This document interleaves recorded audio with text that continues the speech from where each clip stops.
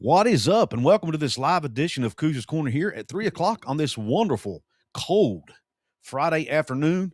But it's an exciting day to be a Mountaineer fan today as the offseason growth, rebuild, whatever you want to call it, of the roster continues. And today is a special one for me, which we're going to talk about here in just a minute. But there have been two players so far, at least that I know of so far, before, by the time I record this show, that have committed to the Mountaineer program for 2026. We're going to talk about both of them in this live edition of Couz's Corner. Probably not going to be a super long show here because it is a work day. It's Friday, and I do have plans this afternoon as well. So let's go ahead and jump right in. Thank you for those who are joining us. And by the way, if you're catching this on the playback, thank you for joining us as well. And if you're listening on podcast, thanks as well. Please be sure to support us. Likes and subscriptions on YouTube, shares, all that. Comments, all that. And of course, on the audio side, following us and giving us a 5-star rating helps us out as well. And I'm proud to, be a part of the Rogue Sports Network family. Thank them for allowing me to be a part of it. Now, let's go ahead and dive in, man. The first player I'm going to talk about today is Jaire Rawlison. He is a cornerback, something West Virginia needs. He is out of Kent State. And when you look, most of the DBs that West Virginia has been bringing in have been guys that were, we've seen some guys at 6'4", 6'2", 6'1". They've been bringing in longer, taller guys. But this one, not so much. He is only 5'9", 185 pounds. But his stats are good, and his PFF grades are pretty darn good. When you look at his stats, he had 6 pass breakups last season. Now, PFF actually has him listed for 8. I guess it depends on what site you're getting your stats from, but it's either 6 or 8, depending on where you find it. He had 54 total tackles, and he also forced most incompletions in the MAC conference with 13. So he forced a lot of incompletions, had several PBUs, seems to be a really good tackler, seems to check every box outside of the measurements, the height, right? You typically like your DBs to be taller to cover guys easier, but if he's athletic enough, fast enough, has good enough instincts, he can make up for that, right? And obviously, football IQ, all of that can make up for any lack of size a guy might have. When you look at his PFF grades, he's been 2 years at Kent State. He's played a total of 692 snaps in his career. No, I apologize. He played 692 snaps in 2025. He's played 845 snaps in his career. Played 153 his freshman year at Kent State. When you look at his grades, he has a 66.1 overall defensive grade, which is really good. It's above average. A 69.3 run defense grade, so he can come up and stop the run as well. And by the way, he was in run defensive situations 325 snaps in 2025. So not quite half of his snaps were in run defense, but almost. Tackling grade, this is where he really excels. 85.5 tackling grade. He's a sure tackler. That's what that shows me. His missed tackle percentage is only 3.4. So he normally gets his guy on the ground. So, he only had, he missed tackle. He had, one game he had 8 tackles and only 1 missed tackle. There were several games he had no missed tackles. Heck, he only had 2 missed tackles. I'm looking at it right now. Only 2 missed tackles the whole season. That's remarkable. Very, very good tackler. Something West Virginia struggled with at times a year ago. We all saw it with our own eyes. They struggled to get guys on the ground a lot last year, whether they were taking bad angles, not flying to the ball like they should, or just simply missing, just simply whiffing on guys. But I don't think that's going to be an issue here with Rawlison. Now, in his games against Power 4 competition, he had 2 tackles against Florida State, no missed tackles. He had 5 tackles in a game against Oklahoma. That was actually one of his better games all year. 5 tackles, but no missed tackles against Oklahoma. And then against Texas Tech, he had 4 tackles, no missed tackles. Now, when you look at his coverage grade, above average again, 65.6. Not elite, not great, but above average. And it's, better than a lot of coverage grades we've seen at West Virginia over the past few years, right? So we'll take it. 65.6 coverage grade. His opponents were targeted 60 times, caught 35 passes, 58.3 receiving percentage, which is not terrible. 399 yards total of receiving he gave up. So he's a good cover corner, despite his 5'9" frame. I like this pickup by the Mountaineers. Coming out of high school, he was not heavily recruited by Power 4 schools necessarily. He did have an offer from Boston College. Ended up at Kent State, where he has had a good career so far. And he either has 2 years or 3 years of eligibility remaining. I think it's 2 based on what it's shown here on PFF. But nonetheless, you got a guy who can come in with multiple years of eligibility, who's a good cover guy, and who gives you depth at the defensive back position. So here late in the process, the transfer portal closes today. That means no more players can enter the portal after today. However, you can still recruit guys that are already in the portal. That doesn't necessarily stop. It just means guys can't enter. I think there's a lot of people who may not understand that.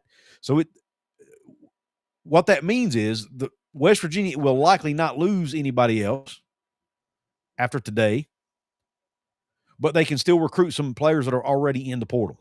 So I don't think the recruiting is going to stop for Coach Rodriguez and his team. I think they're now up to 75 or 76 new players when you count transfers plus the high school and JUCO kids they're bringing in. So a ton of new players again this year. Going to be another almost complete roster overhaul. But I do think they're upgrading in talent.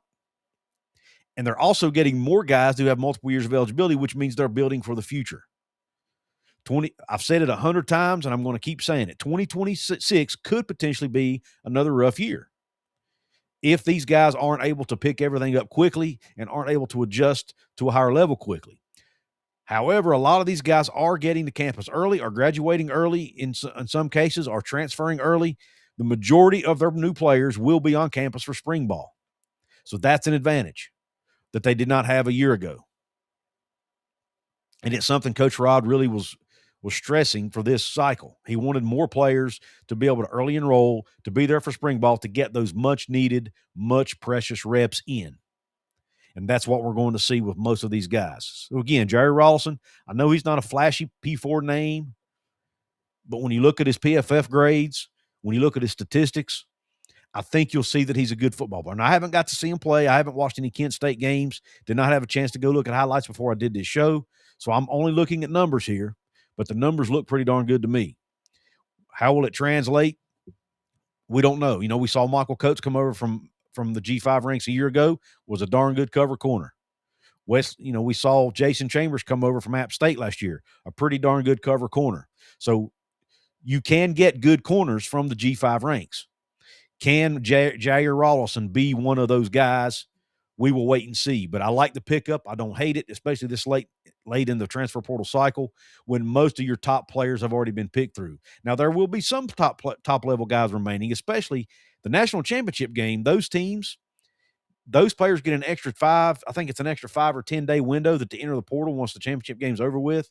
How many of those guys may enter the portal? So there will still be opportunities potentially out there for West Virginia to pick up some quality pieces out of the portal. Now, before we talk about this freshman that I'm excited about, I want to give an update on a player that I talked about in a previous show, Liam Danitz. He was a Division II player, actually Division III player out of Hope College. Really burst onto the radar, had multiple Power 4 schools after him. West Virginia was one of the first really on him to invite him to campus for a visit. I think they offered him, but not 100% sure. But I know they were in conversations, and he had actually planned a visit to West Virginia. He's the defensive end / edge that I talked about, who was 6'5", 230 pounds, but ran a 10.5 500-meter dash on the track. Elite speed. He was the one everyone was excited about. He ended up committing to Wisconsin. He ended up canceling his visit to West Virginia, replacing it with Wisconsin, going to Wisconsin, and committing. Now, he actually had a trip planned to Ole Miss for this weekend that he apparently is now not going to take. He went ahead and loved what he saw in Wisconsin. Now, he's a Michigan kid, or young man, I should say, so maybe staying closer to home was important to him. I don't know. But West Virginia did miss out on him. And, I don't know all the details, but I do have a source that kind of indicated to me that he did like the situation in the defensive end room at Wisconsin. I think he feels like it's a better move for him and playing time and all of that. So, he made the move. Again, I don't know anything about the financial situation. I don't know anything about, anything else, but it is the move he thought was best for him. So West Virginia missed out on him, but look, it's not the end of the world. It is what it is. West Virginia will be fine. They have a lot of young players they like now they're going to be young on the defensive line this year, but they are going to have some talented bodies, especially from the JUCO ranks. They are extremely high. From everything I'm reading, West Virginia is extremely high on the defensive linemen they have coming up from the JUCO ranks. Now, based on the film I've watched, the stats I've read, and obviously I've covered them on this show, I like them too. But we all know that sometimes it takes those JUCO players at least a half a season to adapt to the P4 level. So we better hope that the ones they're bringing in this year adapt even faster. Now, there are a couple of players on the roster who have played a little bit at the P4 level, like Corey McIntyre Jr., like, Nate Gabriel. They're going to have to probably step up and be relied on a ton this year. And they haven't played a ton of snaps themselves, but they've played more than the younger guys. They have several, they have a handful of redshirt freshmen who will be on the team. So they're going to be pretty young on the defensive front. But they should be talented. So that's what we're going to have to rely on is talent and youth potentially. And I do think they are looking at more defensive linemen. There is a concern within the fan base that West Virginia spent all their NIL and rev share money on offensive guys, and it looks like they've missed out on some good defensive guys. They missed out on a defensive end from Michigan State that was highly touted. They missed out on the kid I just mentioned. They've missed out on some others, but they're not done. They still have guys visiting. Guys, like I said, there were several good players that went in the portal yesterday on the 15th, so there will still be options out there. Let's see what West Virginia can do. I do think they need to bring in at least one or two more defensive linemen, in my opinion, to add depth to that room. And I like the idea that they're bringing in another defensive back in Jaire Rawlison as well. Let's go ahead and jump over and address some comments in the YouTube chat room before we talk about this young in-state kid that I'm excited about. We've got Max Saints in the house. We have WV Pixie Guy. We have Daniel Gigax, who's a VIP channel member here. We have Matt Thaxton.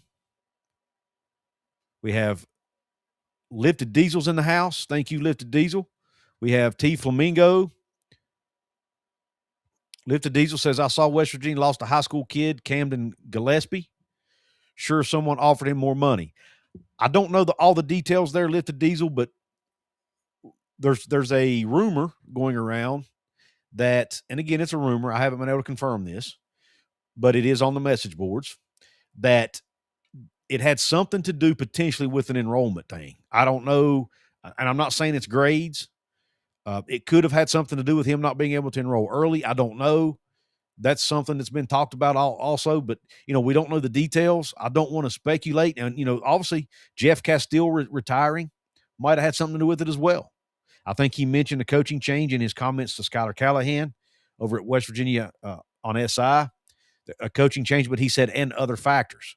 Now, those other factors, is that money? Is that, when he can enroll and the timing of that? We don't know. But nonetheless, I think I'm not that concerned about it. Yes, I liked his tape. Thought he could be a good player.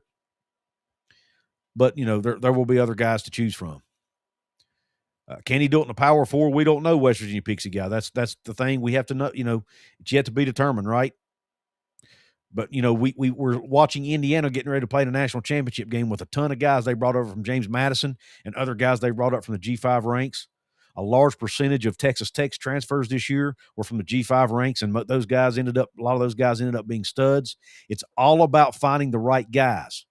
There are really good players at every single level of college football. It's finding the ones who, A, are talented enough, B, you can develop, C, who will buy into what you're teaching, which is a hard edge, wanting to work your tail off, loving the game, loving the grind, loving the process. All of that matters at West Virginia. Most of the guys who were leaving the program apparently are guys who just did not want to buy into what Rich Rod was trying to do. They did not like the grind, the hard work he requires. Wasn't fun enough. That's not the type of players he wants. And they're not going to be culture fits in Morgantown. So that's going to have a lot to do with it too. And again, how quick they can grasp playing at the P4 level. Daniel Gigax says players from Miami and Indiana can enter the portal Tuesday. That's the only exception. Correct. Thank you for clarifying. Whip Hero.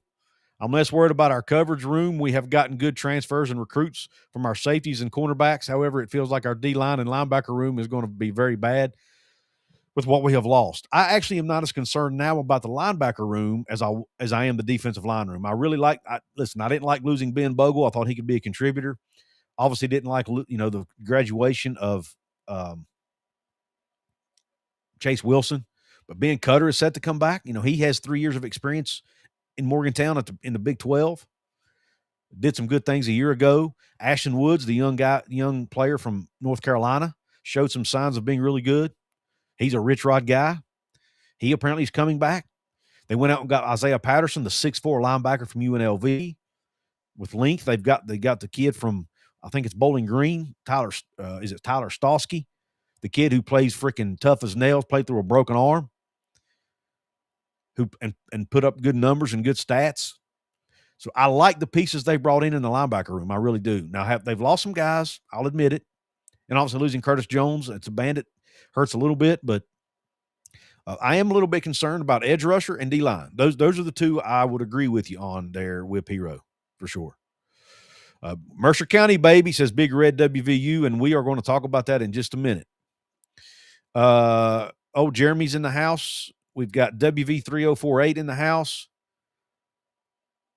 I'm not sure they didn't offer Daniel Jennings TBH. Daniel Jennings is WV3048 says in the chat, to be honest, I thought WVU would have offered Daniel Jennings when he was in the portal.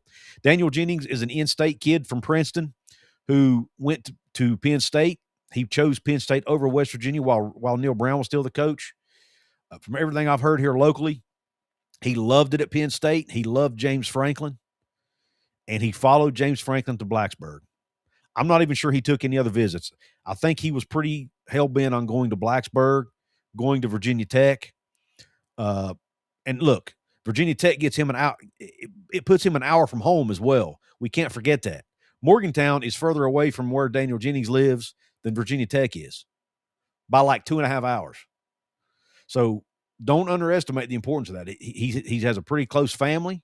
I know his parents are very supportive of him and very involved. So that may have played a role in it as well. But I don't know whether West Virginia offered him or not. I never did hear, honestly. Yep. I don't, like I said, I never did hear whether they did or did not, but I would say if they did, he probably just shot him down right away. Cause I think he was pretty well set on following Franklin to Virginia Tech from everything I heard. Thank you for the super chat. Freezing Apes 2000, who's also a VIP member. He says, as a student, I want to see these guys play hard. Part of my tuition goes to athletics, so I want my money's worth. There you go, Freezing Apes. Great comment, man, and I appreciate you giving that insight. And here's another thing. They're getting paid now. You want to be paid like you want to be treated like professionals? Then you're going to get treated like professionals. Doesn't mean you can't enjoy yourself once in a while. And there was a great video I wish I had included. I did a video a couple days ago talking about Jaheim White's comments and some comments that were made about Rich Rod being too hard and not wanting to have fun and all this. There's an interview that wide receiver Jeffrey Weimer did, who obviously graduated, was there only a year. But he said had he been a freshman and had a chance to play for Rich Rodriguez, he would have played with him his entire time in college because Coach Rod makes him a better player and pushes him to be his best. And that's what he wants. What's that tell you? That tells you there are players out there like a Jeffrey Weimer. You've just got to go find them. And it also tells me that it's a possibility that a lot of the guys that were on the roster under Neil Brown may not have fit that mold. Doesn't mean they weren't good players. Doesn't mean they weren't good human beings. but they just aren't ready to commit to the level of work and level of grind and level of sacrifice that Rich Rod requires. But there are guys out there who will, and those are the ones he wants. And if he can get them in, get them all bought in, get them all pulling the rope in the same direction, West Virginia can be good again. Now, they also have to have some talent. That's a big piece of it. Because let's face it, the Jimmies and Joes matter. And work ethic, yes, it's important, but it's not 100% of it. You do have to have some of the ability as well. But if you can find guys who have both, that's the magic potion. All right. Jared Houghton says, I'm so discouraged by the portal class and dreadful retention. It doesn't make sense. I personally am encouraged by a lot of the guys they brought in. The retention is a little bit of a concern. I will admit that, Jared, especially on the defensive line. I did not expect Hammond Russell and Asani Redwood to leave. I thought those were two pretty big losses. Hammond Russell ended up at Wisconsin. Asani Redwood ended up at USF, I believe. But nonetheless, I thought Curtis Jones was somewhat of a big loss too. Ben Bogle ended up at Arkansas. That was unexpected. I honestly, personally didn't think he'd end up at a P4 school, but you know, and it wasn't that any of those guys were All-American players, but it was guys who were in the system a year already and could help provide leadership and a good culture. That's the only thing that bothers me about that situation.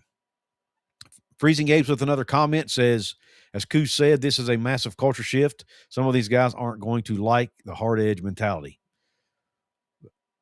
2027, y'all, I'm telling you, 2027 is if Rich Rod, if most of the players, you know, he's going to lose. There will be guys leave the program after next season too. It's just part of the world we live in. But if majority of the players stay, out of 105 players, if you can keep, if you don't lose more than 20 transfers, 20 to 25 transfers, if that's all you have to replace, that is going to be, in my opinion, the key to success. You have to be able to retain about 80% of your roster, 75 to 80% of your roster, in my opinion. If they can do that after the 2026 season, I'm going to feel really, really good about the future of the program. Whip Hero says, we are also really banking on that LSU wide receiver being a bona fide wide receiver one. We were so one-dimensional last year. Also felt like Rich Rod ran way too many QB runs. That's fair. I would like them to get another wide receiver, to be honest. But I do like some of the guys he's brought in there as well.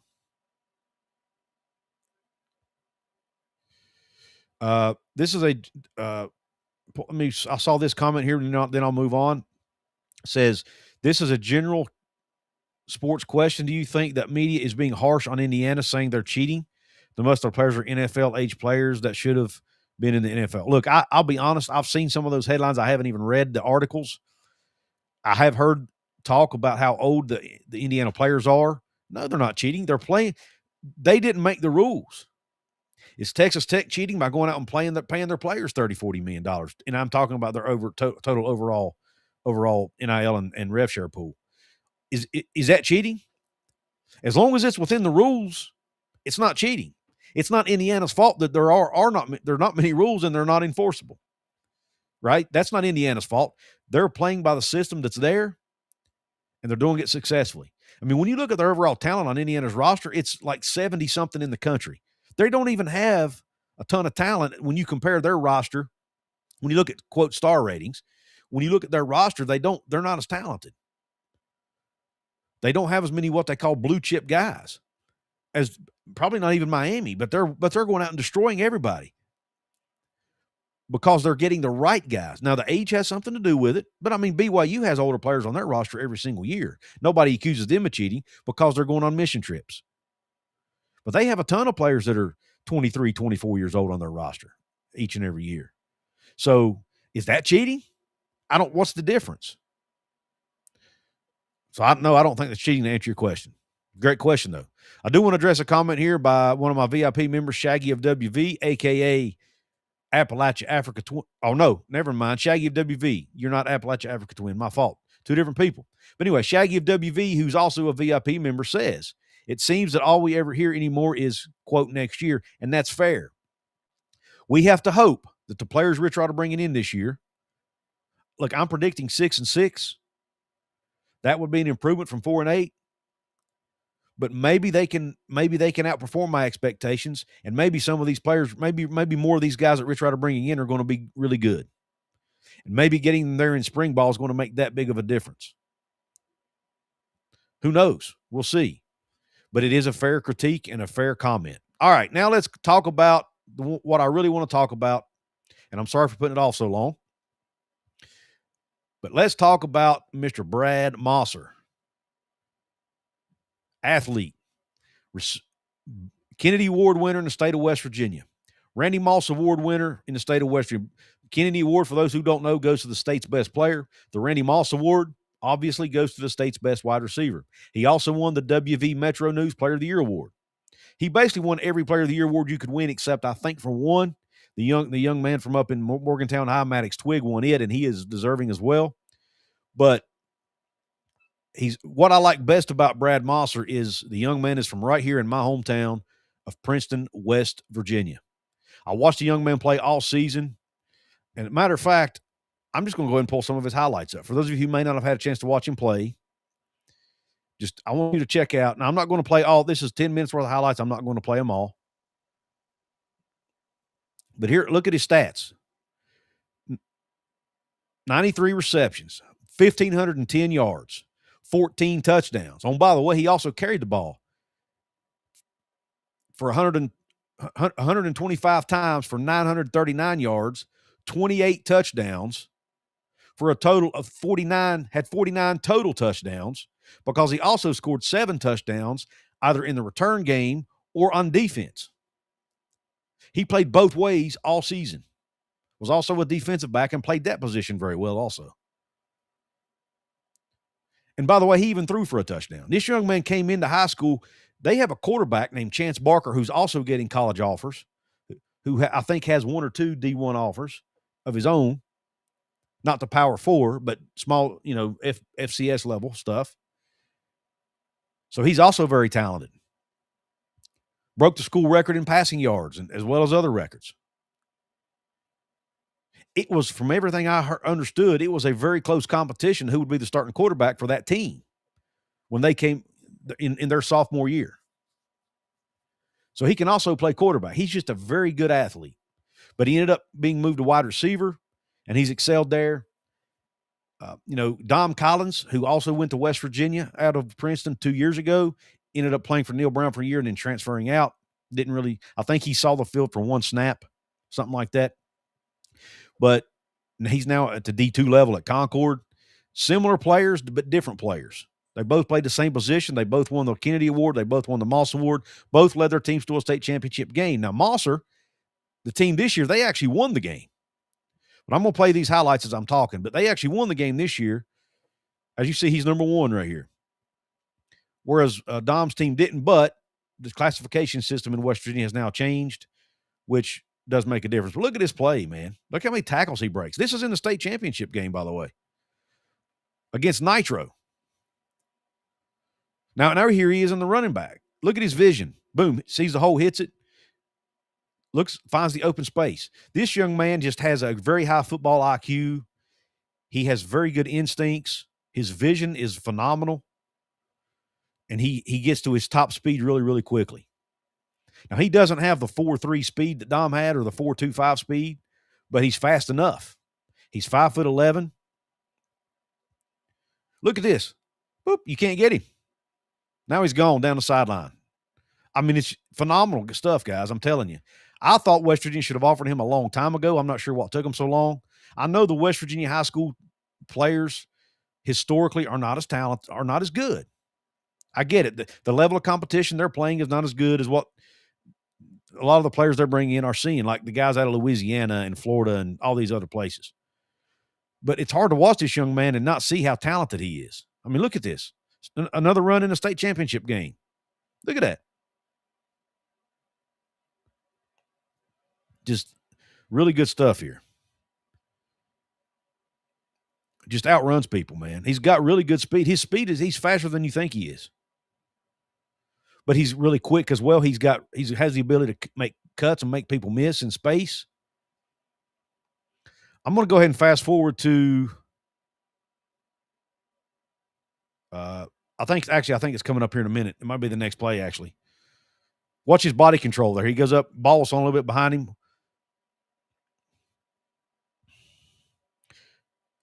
Look at his touchdown catch in the state title game. Could have lost sight of the ball there, but he held focus and caught it.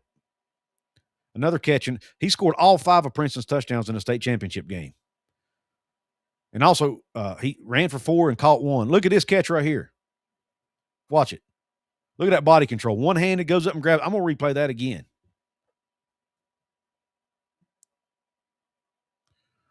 Watch this in slow motion. Watch this, body control. He runs his route, finds the open space. Chance overthrows him a little bit. He goes up. Watch this. Look at that. Ball could have been intercepted.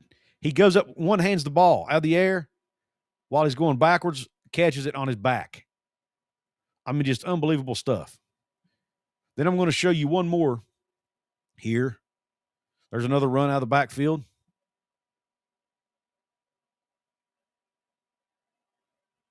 Fast forward a little bit. I want you to watch this catch he made against Bluefield.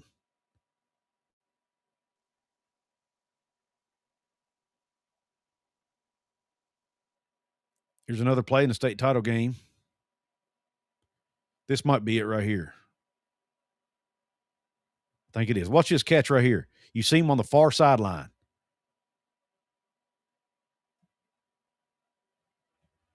On the short side. Check this out. Watch this diving catch. Lays flat out and catches that ball. Watch this again.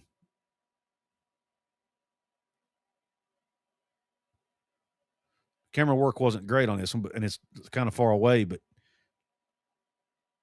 watch this. Lays out for that ball, man. Just there's a really good picture on this, really good photo that shows him literally in the air. His body is basically at a perfect 180-degree straight line angle, man. It's remarkable. Here he catches it. This is in a scrimmage they played against Nitro first part of the year. Takes it to the house, man. Just I'm not going to bore you with the other 7 minutes of these, but you can go on Huddle and find them. Brad Mossor, Mossor.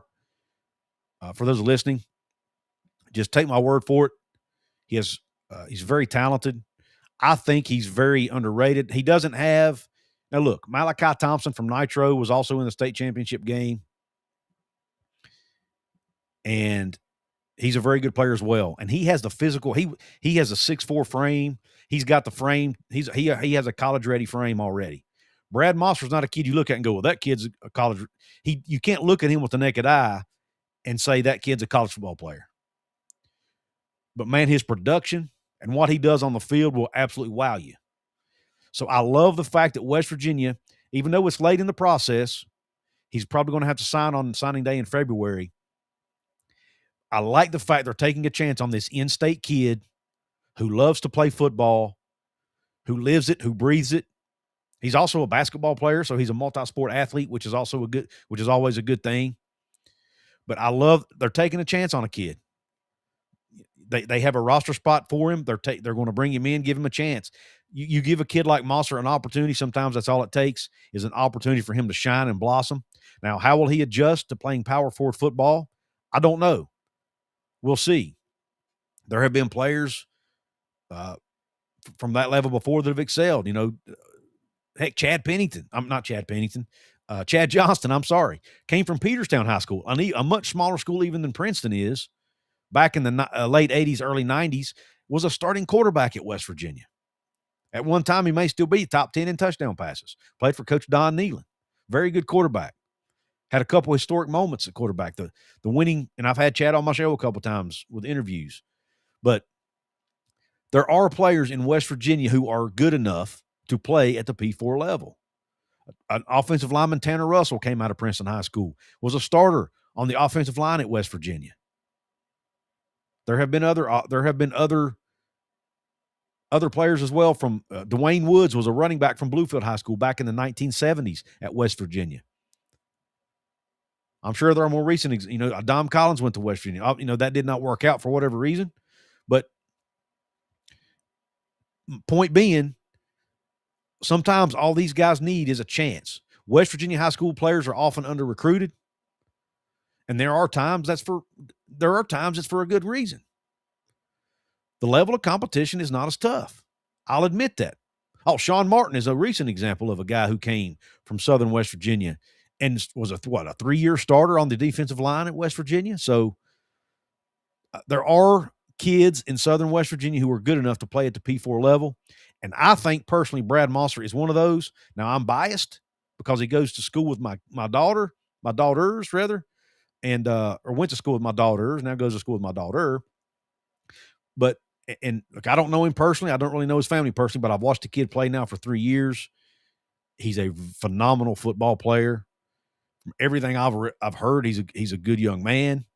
I don't know of any issues off the field. I don't know of any classroom problems. As far as I know, he'll be able to go to Morgantown and do well. But we'll see. Will he fit? Will he succeed there? Time will tell. But the beauty of this is he can go to West Virginia for a year, and if it doesn't work out, if he sees he's not going to get to play, he can transfer and go down to a smaller school and still get a free education. Or he can, if West Virginia sees that he's not going to work out, they can encourage him, hey, you might want to go to a lower level. But at least he's being given a chance, and that's all we were asking. People from Southern West Virginia are going to be ecstatic over this. They have been begging for West Virginia to offer this young man. They pulled the trigger on it today, and I think he pretty much committed on the spot because all he wants is a chance. He had other Division I offers, but nothing to my knowledge, he had not gotten any Power 4 offers. West Virginia was his first. But you saw the highlights. For those of you watching, for those listening on audio, go to Huddle, HUDL, type in Brad Mossor, Princeton High School, MOSSOR. You'll see his senior year highlights, and I think you're going to be pretty impressed by it. But anyway, and he's an athlete, so it means they might put him at running back. They might play him at wide receiver. Heck, they might even try him on defense. He's a better defender than he gets credit for because he makes so many flashy plays on the offensive side. His defense sometimes gets overlooked. But don't let it fool you. He can also play defense. He can help you, might be able to help you in the return game. There are so many ways he can help this football team. I really like it.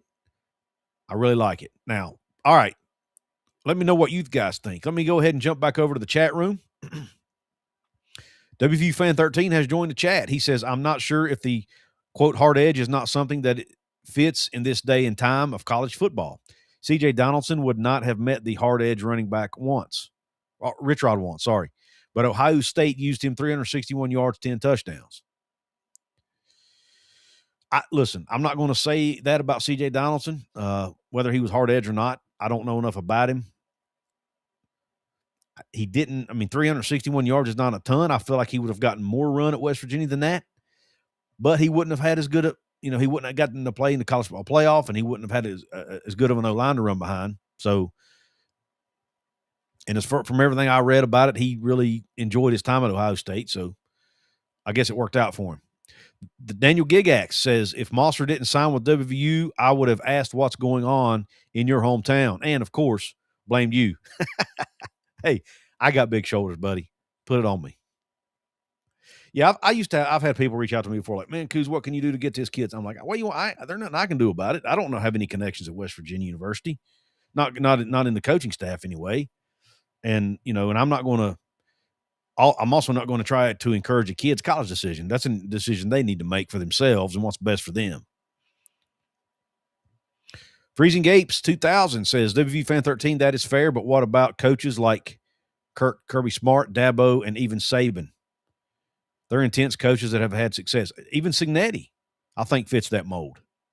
You can be a hard coach and still have players like playing for you. It just takes the right kind of players, man. The personality matters here. You got to have players that fit. Browns and Beers, another VIP member, says, I'm predicting 6-6 to 8-4 as of now, with hopefully one signature win that we can look back on, similar to the 2002 win at Virginia Tech, as a turning point for Rich 2.0, similar to this first tenure. Yeah, Great comment. I've got WVU Fan 13 says, that is true, but those schools get 5-star NFL talent every year. WVU will never be able to recruit on that level. Sometimes you have to adjust to the day and current landscape. See, WVU Fan 13, I'm actually going to use your own argument to disagree with you, respectfully, because I think, excuse me, I didn't have enough time to hit the cough button.